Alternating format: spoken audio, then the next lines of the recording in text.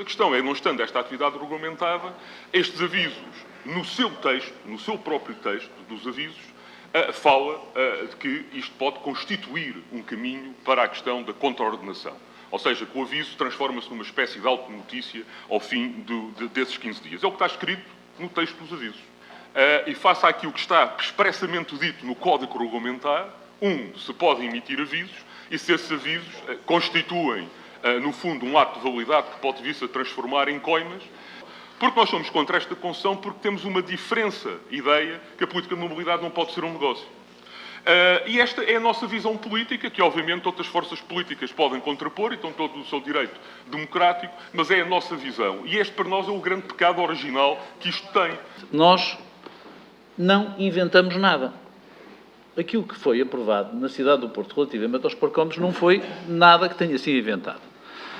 Nós tínhamos, como sabe, tomamos uma decisão legal e democrática, por muito que isso lhe custe, por 12 contra 1, no sentido de fazer a concessão dos parcómetros. Compreendo que a CDU não goste, mas há uma regra democrática. Os senhores já houve um tempo que mandaram em Portugal e não foi democraticamente. O assunto foi à Assembleia Municipal e foi decidido que haveria concessão dos parcómetros.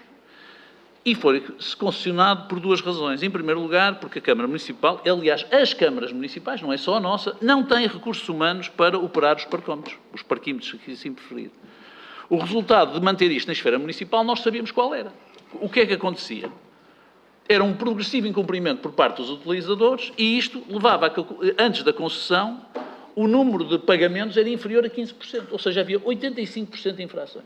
Fazia com que não houvesse circulação e não houvesse rotação relativamente àquilo que são os lugares de estacionamento à superfície. E nós precisamos da rotação por dois motivos. Por causa dos moradores e por causa do comércio.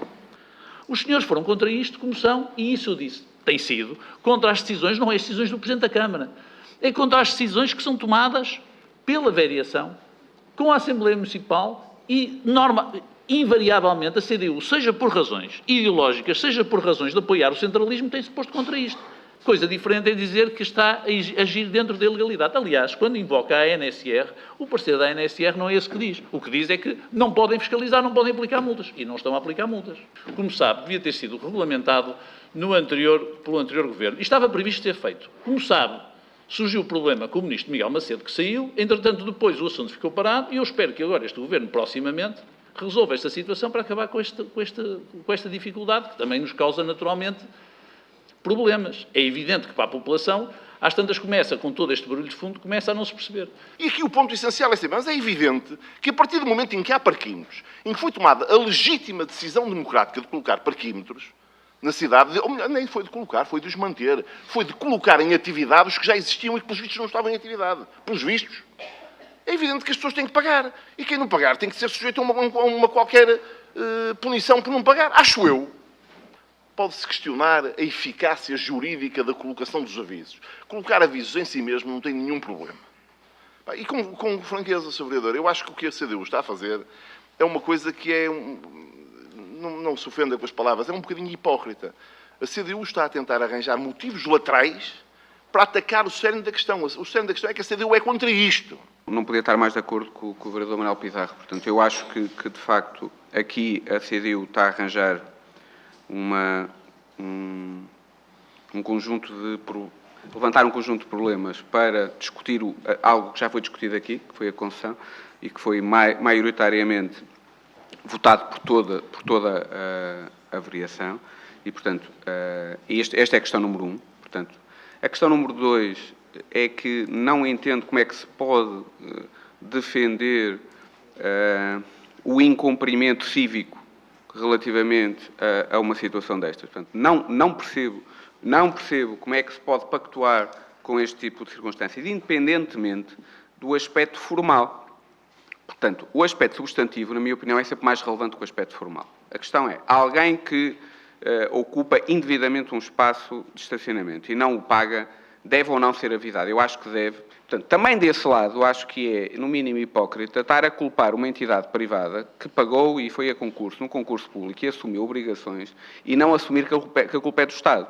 porque a culpa é do Estado, que não regulamentou devidamente uma situação, não, porque aqui não é da Câmara, é do Estado, e, portanto, eu acho que nesta situação, de facto, estamos perante um não problema. Acho que claramente a situação da concessão é uma situação que é importantíssima para a mobilidade da cidade. Acho que o espaço público não pertence a ninguém e acho que o espaço público é de todos, e a melhor forma de o gerir, de facto, é que as pessoas, de facto, tenham um contributo monetário relevante ao tempo que ocupam no espaço público.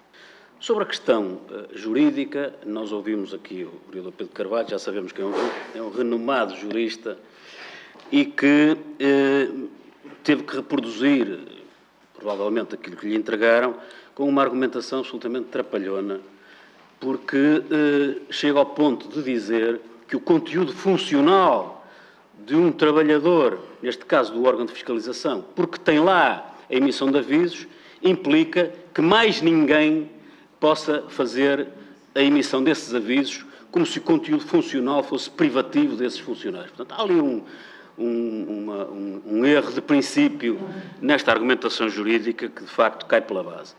Mas o que aqui está em causa, nestes avisos, e foi isso que eu disse e mantenho, é que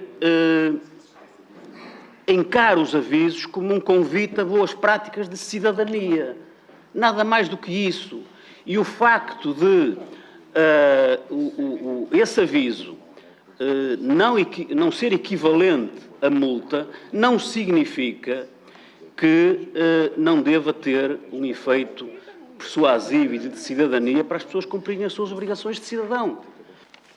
A propósito destas questões, e o Sr. Vereador Pedro Carvalho pode ficar muito ofendido pela forma como terá sido tratado pela Câmara, mas depois perde toda a razão, porque não se pode fazer conferências de imprensa, fazer declarações, insultar tudo e todos, e depois dizer eu fui ofendido.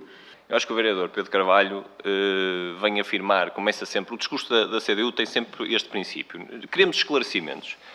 O problema é que não deve ter participado nos comunicados ou não leu os comunicados, porque, de facto, dentro dos esclarecimentos tem as insinuações. E nós estamos habituados. Eu lembro, na última Assembleia, tivemos aqui outra vez a mesma coisa. Uma série de insinuações para além dos esclarecimentos. E este é que é o grande problema. Tenho todo o gosto em oferecer-lhe aqui os indicadores relativamente à taxa de ocupação dos últimos 3 anos, em que a média mensal de ocupação era de cerca de 14%. Chegamos ao mês de dezembro... 14. Chegamos ao mês de dezembro de 2015 e a taxa de ocupação era de 11%. Ou seja, 11% das pessoas pagavam. O que é que nós tínhamos na cidade? O estacionamento de longa duração era feito nos lugares pagos. A rotatividade era feita em segunda fila, com prejuízos gravíssimos para a qualidade de vida das populações, dos moradores, para o aumento do número de acidentes, para o aumento da sinistralidade. O estacionamento de longa duração deve-se fazer nas garagens, nos parques de estacionamento, deixando as ruas livres para os moradores, para a dinâmica do comércio, para a dinâmica da cidade e para a qualidade de vida da sua população. Isto, sim, é uma política de gestão de estacionamento.